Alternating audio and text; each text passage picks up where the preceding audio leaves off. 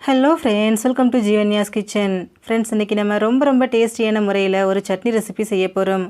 சட்டுன்னு 2 நிமிஷத்தில் செஞ்சு முடிச்சிடலாங்க. இட்லி, தோசை ரெண்டுக்குமே ரொம்ப பொருத்தமாக இருக்கும். இது எப்படி செய்கிறதுங்கிறத பார்க்குறதுக்கு முன்னாடி நம்ம சேனல் ஜீவன்யாஸ் கிச்சனை மறக்காமல் சப்ஸ்கிரைப் பண்ணி பக்கத்தில் இருக்க பெல் சிம்பிளையும் கிளிக் பண்ணிக்கோங்க. இந்த சட்னி செய்ய ஒரு மிக்சர் ஜார் எடுத்துகிட்டு அதில் 1/2 கப் அளவுக்கு வறுத்த வேர்க்கடலை சேர்த்துக்கோங்க. நான் இன்றைக்கி தோலோடு சேர்க்குறேன், நீங்கள் தோல் எடுத்துகிட்டு கூட சேர்த்துக்கலாம்.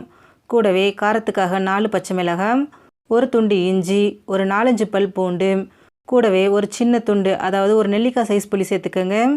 அடுத்ததாக இதில் ஒரு கைப்பிடி அளவுக்கு புதினா, ஒரு கைப்பிடி அளவுக்கு மல்லி இலை, ஒரு கைப்பிடி அளவுக்கு கருவேப்பிலையும் சேர்த்துக்கோங்க. இது கூடவே 1/4 கப் அளவுக்கு நல்ல ஃப்ரெஷ்ஷான புளிக்காத கெட்டி தயிராக சேர்த்துக்கோங்க.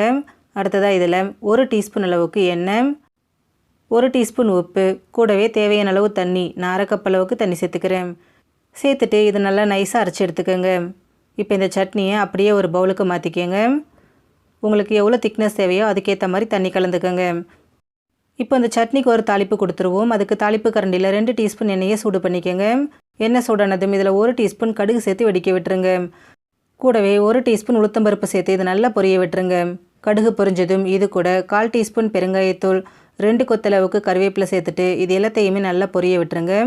கடுகு, கருவேப்பிலை எல்லாமே நல்லா பொரிஞ்சு வந்ததுக்கப்புறமா இதை அப்படியே நம்ம சட்னியோடு சேர்த்துடலாம்.